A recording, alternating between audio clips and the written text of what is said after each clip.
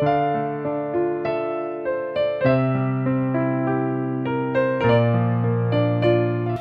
بالله من الشيطان الرجيم. بسم الله الرحمن الرحيم. الحمد لله رب العالمين، والصلاة والسلام على من بعث رحمة للعالمين سيدنا ونبينا محمد صلى الله عليه وسلم وعلى آله وصحابته ومن والاه، ورضي الله عن شيخنا تجان قطب المختوم مولانا أبا العباس رضي الله تعالى عنه.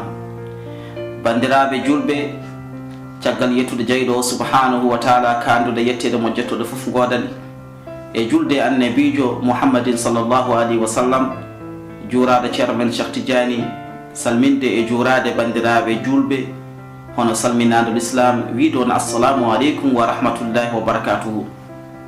ko adi fof ko yettude jeyɗo subhanahu wa taala no fewi, dokkude en tawtorede hono nduɗo lewru wiitendu lewru ramadan, ndu ganduɗa ko hen qur'ana jippi, ndu ganduɗa ko lewru yurmede. annabi sallallahu alaihi wasallam wi awwaluha rahma wa wasatuha maghfira wa akhiruha itqun minan nar. sappo gadiɗi e lewru ramadan ko sappo yurmede, sappo lombiɗi hakkude e lewru ramadan ko sappo yaafede bakkatuji, sappo cakkitiɗi ko sappo rimɗinede e jeyge.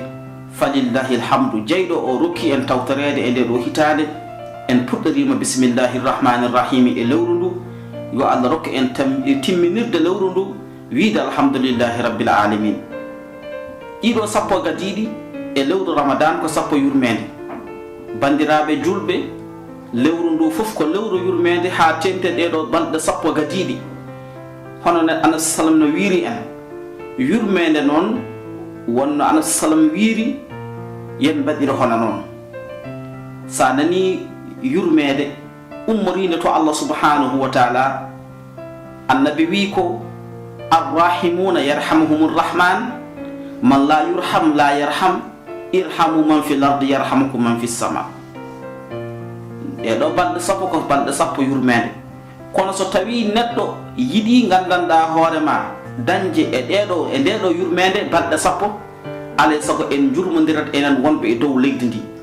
ko ni nelaɗo wiiri irhamu man fil ardi yarhamukum man fis sama. jurmode ɓen wonɓe e dow leydi ndi, yurmo on gonɗo dow woni dow ko subhanahu wa taala. o wi man la yurham la yarham, kala mo yurmotako yurmetaki. saabu sen ƴeewi hande e gonal enen bandiraɓe no mbaɗen won en e façon koddigal men hande, en natti yurmodirde surtout e kaaɗo korka, e oɗo zamanu gonaɗo, e oɗo couvre feu gonaɗo, mo ganduɗa liggeyaji fof koko kuppi, gueɗe fof koko gandanɗa hoorema koko darti. mbeɗa yurɗo ko ɗon ene hatojini, ene handi, ene yotti e yurmodirde. gueɗe joguiɓe galleji ene luwi hen, ɓe ganduɗa ko locataire uji ene gone e galleji mabɓe, ɓe jurmo ɗumen e nduɗo lewru, ɓe gussana ɗumen jobdele ko jaɓanno ko. ɗum jeeya ko yurmodirde nde. hoddiɓe jurmodira, caɓorɗo hen goɗɗo o walla ɗum jeeya ko yurmodirde. aɗa ande diina l'islam wona diina yaade juma e jama, wona ɗon tan haaɗi.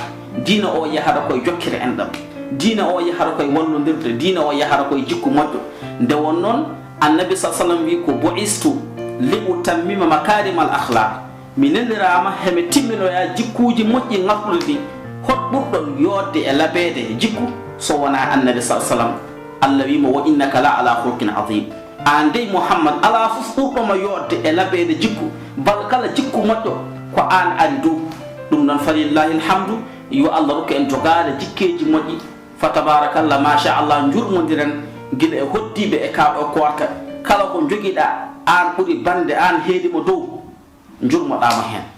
gaccen hasidagal ngal hakkude hoddiɓe, hakkude jiiduɓe, hakkude fasiraɓe, hakkude renduɓe ligguey. goppa hasidade e nder koye mumen. eyyi, goppa hasidagal e nder koye mumen. ene hasi kala renduɓe liggey, renduɓe hunde ɓuuri wawde hasidade e nder koye mumen, to banggue almuɓe, to banggue seranɓe, to banggue gandanɗa hoorema yimoɓe, to banggue rappiruji, to banggue gueɗe kala gueɗe ɗe ganduɗa, kala renduɓe meccal ene keewi wonde cokor hakkudeji mumen. yo allah dandoyne ɗum. neɗɗo funtata ko jiyaɓe allah, kono allah wawa ɗum funtude. neɗɗo funtata ko jiyaɓe Allah kono Allah hay goto wawa ɗum funtude. Allah wi kañum ene humpiti ko woni e nder ɓernde ma, kala ko mbaɗɗa toon omo humpiti kanko subhanahu wa taala. wadde kala gaɗa waɗa toon watton ko moƴƴi, jogo anniya moƴƴo e jiyaɓe Allah. hoto wi ko an ɓuuri, hoto wi ko an ɓuuri, ya ɓurtan ala gonowo dow ma, ɗum ko fenade. sabu neɗɗo wawa wiide hay goto ɓurata ɗum. ƴeewe ɗiɗo peɗeli joyi ɗe mbaadi ni ko noon yimɓe mbaadi. hay goto wawa gandanɗa hoore ma e wiide hay goto ɓurata kam. nde on wa anna al fadla bi biyadillahi yutihi man yasha. ɓural woni koye junngo Allah, Allah no rokka kala mo haaji rokkude. Allah rokki annabi sallam, rokki sahabaɓe, rokki waliyaɓe, rokki seerenɓe ha yetti en. goto foof wonko Allah waɗan ɗum e moƴƴere. wadda noon nduɗo lewru ko lewru tuubande Allah, ko lewru tawba, ruttade e tuubande Allah bakkatuuji ma. sabu sappo lombiɗe hakkude ɗi ko sappo maghfira, ko sappo yaafede bakkatuuji. joni noon eɗen jiiɗi yaafede bakkatuuji to Allah subhanahu wa taala yaafo en. alay sago en jaafodirat, alay sago en jurmodirat, en ballodirat, beele Allah subhanahu wa taala wawa yaafade en. comportement mo neɗɗo foti jogade e korka, hayso korka ɓonni, tinno jogo on comportement, tinno beele aɗa jogo hono on comportement. yani aɗa yaha jama a tardata waktu fof ko jama juuloyta e korka. tinno so korka ɓenni juulo e jama, sabu Allah wona e korka tan rawete. innama yataqabbalu llah min almuttaqin. Allah jaɓanta ko hulɓe ɗum, wona so korka ari boɗo huuli Allah boɗo rawa Allah. mi jaɓata fende, mi jaɓata wujjude kaake janane koye korka gommi, mi jaɓata wadde zina koye korka gommi. tinno so korka ɓenni, tinno woɗɗiru hono noon, rewir Allah hono noon. Allah wona e korka tan rawate. fa tabarakallah machallah. min jokku yewtere nde ɗo e télé bedda. fa tabarakallah machallah. e musidɗo men hono atti ños, min calminima kadi min beltima. eɗen ñaago Allah subhanahu wa taala e kaɗo korka yo Allah jabani en ɗum. annabi sallam wi man sama ramadana imanan wa ihtisaban ghufira lahu ma taqaddama min zambihi. kala koɗɗo lewru ramadan e imanagal muɗum ma Allah hafran ɗum dendagal bakkatuji mum. wonɗo wi man qama ramadana imanan wa ihtisaban ghufira lahu ma taqaddama min zambihi. kala gummiɗo ene juula ene nafla ene waɗa ko moƴƴereji ma Allah hafan ɗum bakkatuji mum tawi koye dow imanagal mum cellugal o gollira ɗum. enen fof fa tabaraka eɗen jortiɗo jayɗo subhanahu wa taala nde o waɗante en moƴƴereji ɗi ganduɗa eɗen ɗamini ene soomi e nduɗo lewru barkindu nde o waɗante en ɗum bijahi sayyidil wujudi wa ashabihi. ko salminde on, juurade on so Allah jaaɓi ɗeɗo jewte meɗen jokkuɗo e télé bedda. falillahi alhamdu wa shukru. eɗen jetta dendagal musidɓe ko tinnodirde, yurmodirde, wallodirde. tinnoɗen comportement men yo won moƴƴo, goppen ñoore. sabu ana salam wi man lam yada qawla zour wal amala bihi fa laysa lillahi hajatan fi an yada ta'amahu wa sharabuhu. kala ñalluɗo hoorde mo woppani konngol fenade, mo woppani wadde fenade, mo woppani yaade e fenade, o wi Allah ala e haaju e korka makko, Allah ala e haaju e ko woppi ñamdu makko o ñamani e ñalawma he, e ko woppi fa tabarakallah yardu makko o yarani.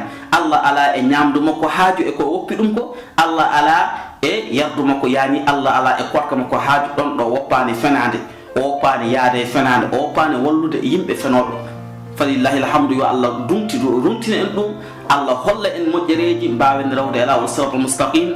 wa salminde on, juurade on. falillahi alhamdu. Mouhamadoul Makkiyu Keita salminto on. assalamu aleykum wa rahmatullahi wa barakatuhu. min calmini min juurima.